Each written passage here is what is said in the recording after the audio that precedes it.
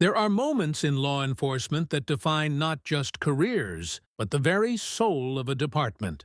Moments when the scales of justice hang so perfectly balanced that a single word, a single choice, can tip them toward either redemption or ruin. This is the story of one such moment, a moment that began not with sirens or gunfire, but with laughter. Cruel, dismissive laughter that echoed through the halls of the Metropolitan Police Academy in the winter of 2018. Officer Sarah Chen was 24 years old, 5'3", and weighed barely 110 pounds soaking wet. She was also the first person in her immigrant family to graduate college, and the only woman in her academy class of 37 recruits. From day one, she became the target. Not of overt hostility. This was modern law enforcement, after all, with its diversity mandates and sensitivity training, but of something more insidious, the kind of dismissal that comes wrapped in jokes, the kind of contempt disguised as camaraderie. "Hey, Chen, you need a boost to reach that punching bag?" The voice belonged to Derek Paulson, a former college linebacker who stood 6'4" and wore his privilege like a second uniform. Around him, a cluster of male recruits snickered, their eyes sliding toward Sarah with that particular mixture of amusement and disdain reserved for those they've already decided don't belong. Sarah said nothing. She never did. She simply tightened the wraps around her hands and continued her training. This was her pattern, her discipline. Absorb the mockery like body armor absorbs rounds, and keep moving forward. But silence, she would learn, is not always strength. Sometimes it's just the calm before an inevitable storm. The man who encouraged this toxic atmosphere was Sergeant Marcus Holloway, a 23-year veteran with 2 commendations for bravery and a reputation that preceded him like thunder before lightning. Holloway ran the Academy's defensive tactics program with an iron fist and an old-school philosophy. The streets don't care about your feelings, so neither should he. He never directly participated in the mockery of Officer Chen, but he allowed it. He cultivated it. In his presence, the jeering became permission. The exclusion became policy. "Toughen up or wash out," he'd say, his voice gravelly from years of shouting commands. This job isn't for everyone. What Sergeant Holloway didn't know, what none of them knew, was that Sarah Chen carried within her a story that would shatter his world. Not with violence, but with truth. The kind of truth that strips away medals and reputations and leaves only the raw, unvarnished measure of a man's character. The moral tension of this story lives in a question that has haunted police departments since the first badge was ever pinned. What happens when the guardians need guarding? When those sworn to protect become the predators? And what does true courage look like when it wears no uniform at all? It happened on a Tuesday, during the final week of academy training. The recruits were assembled in the gymnasium for a mandatory presentation on mental health and trauma-informed policing, one of those modern additions to the curriculum that the old guard tolerated with barely concealed disdain. Sergeant Holloway stood at the back of the room, arms crossed, his expression broadcasting his opinion more clearly than words ever could. The presenter, a clinical psychologist named Dr. Elena Vasquez, was midway through a discussion about recognizing trauma responses in civilians when Sarah Chen's hand rose slowly into the air. The room shifted. Sarah never volunteered, never drew attention to herself. "Yes, Officer Chen?" Dr. Vasquez's voice carried genuine warmth. Sarah stood, and for the first time since entering the academy, her voice emerged not as a whisper, but as something clear and unshakable. "I have a story that might be relevant to this discussion. It's about trauma and recognition, and what happens when officers fail to see what's right in front of them." The room went silent. Even Sergeant Holloway's expression shifted from disdain to mild curiosity. 15 years ago," Sarah continued, "my older sister was 17 years old. She was walking home from her job at a grocery store when she was pulled over by an officer who claimed her bicycle didn't have proper reflectors. He told her he'd have to take her to the station to call her parents." Sarah's voice remained steady, but something in her eyes, something ancient and immovable, made every person in that room lean forward. My sister's name was Lily Chen. She never made it to the station. The officer took her to a secluded parking lot instead. When she tried to run, when she screamed for help, he told her that no one would believe a scared immigrant kid over a decorated police sergeant. He told her that her family could be deported if she caused trouble. He was wrong about the deportation. We were citizens, but he was right about one thing. When she finally escaped and reported what happened, no one believed her. The department closed ranks. The case was dismissed as a confused teenager making accusations she couldn't prove. The gymnasium had become a vacuum. No coughs, no shuffling feet, no sound except Sarah's voice, cutting through the silence like a blade. My sister hanged herself in her bedroom 63 days later. She was 3 weeks away from her 18th birthday. And then Sarah Chen did something that transformed this moment from tragedy into reckoning. She reached into her bag and pulled out a photograph. Not of her sister, but of a police officer. A younger man, less gray but unmistakable. She held it up for everyone to see. The officer who assaulted my sister was 28 years old at the time. He was never charged, never even officially investigated. He went on to become one of the most respected instructors in this department's history. She turned the photograph toward the back of the room, toward Sergeant Marcus Holloway. You told her no one would believe her. You were almost right.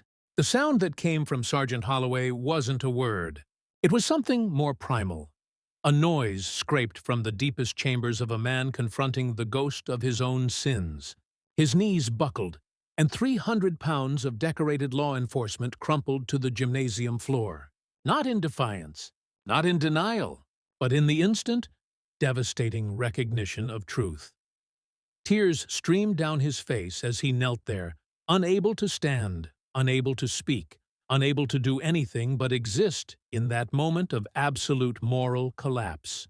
The aftermath came in waves, each one reshaping the landscape of the Metropolitan Police Department like an earthquake reshaping solid ground. First came the shock. 36 recruits sat frozen in their seats, their worldview fracturing in real time. The man who had taught them about strength, about command presence, about the unbreakable code of law enforcement loyalty, knelt weeping on a gymnasium floor.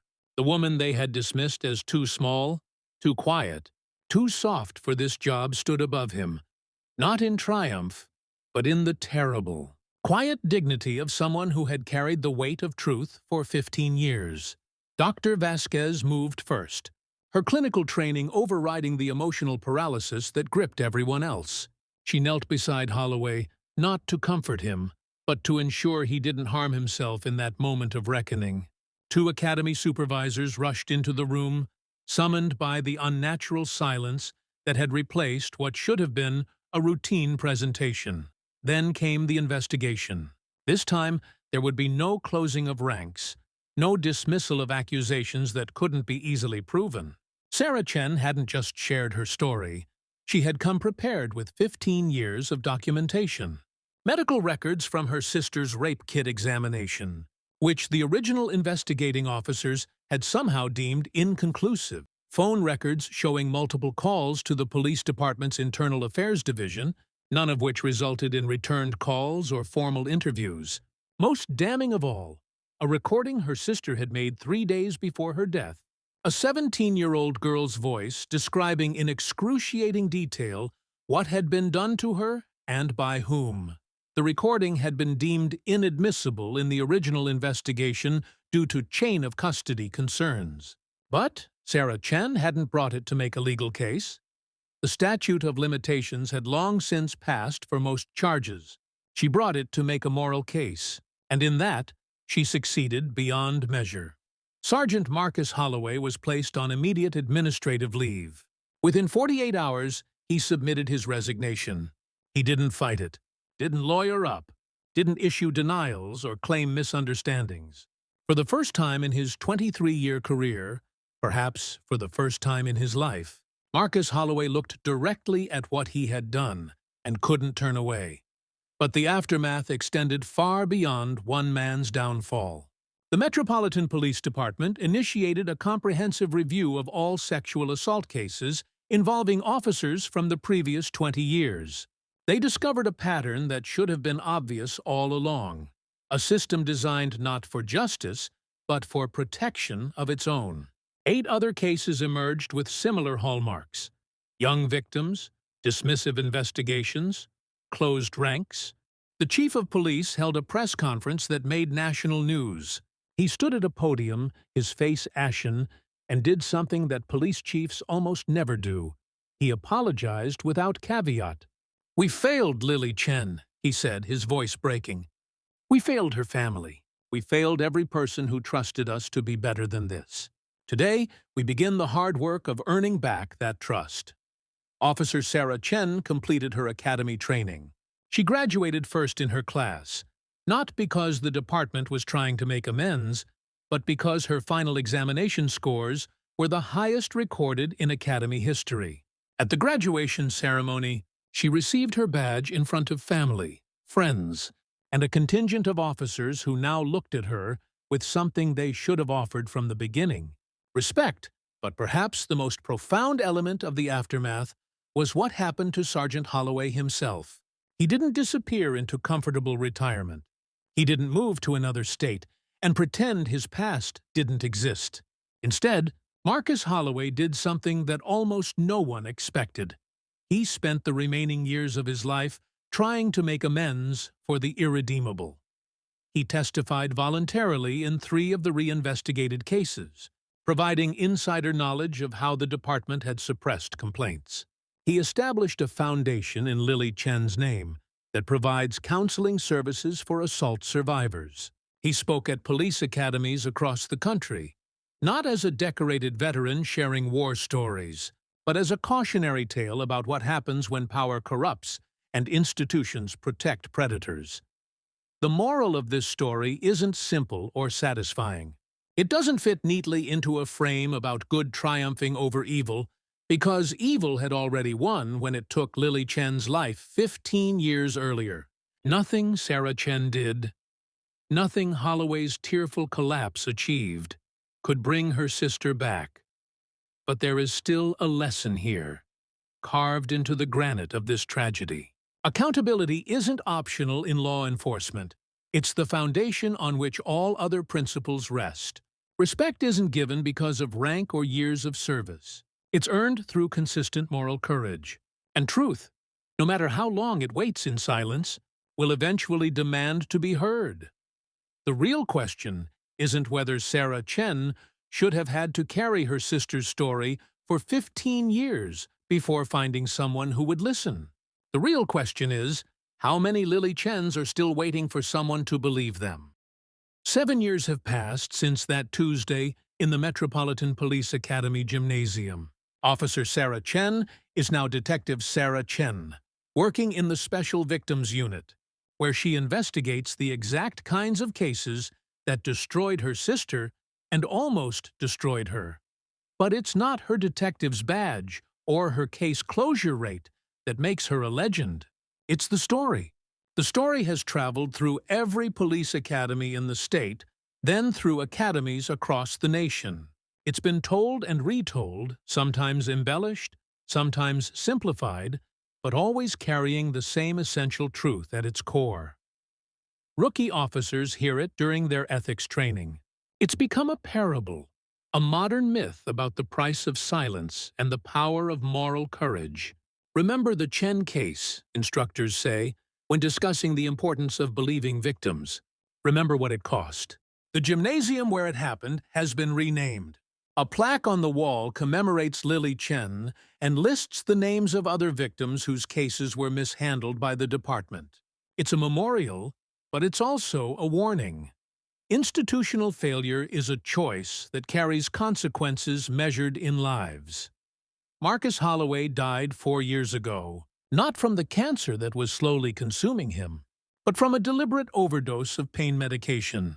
He left behind a letter that the Chen family chose to make public. In it, he wrote, "I spent 23 years believing that loyalty to the Brotherhood was the highest form of honor. I was wrong. Loyalty to truth is the only honor that matters. I cannot undo what I did to Lily Chen.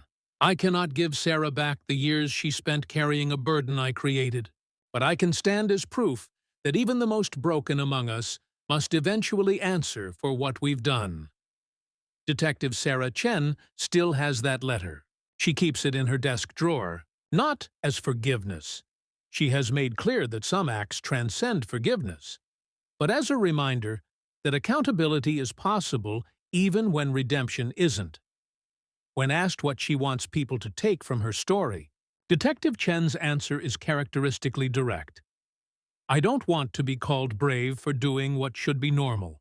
I don't want to be called a hero for telling the truth. I want a profession where officers like my sister's attacker are stopped before they destroy lives, not after. I want a system where victims are believed, not because someone like me spent 15 years collecting evidence, but because believing them is the default setting. And I want every person who wears this badge to understand that we don't earn respect through rank or years of service. We earn it every single day by being worthy of the trust people place in us. The legend of Sarah Chen isn't about one woman defeating one corrupt officer. It's about what happens when truth becomes unavoidable, when institutions can no longer hide from their failures, and when someone refuses to let tragedy become just another buried file.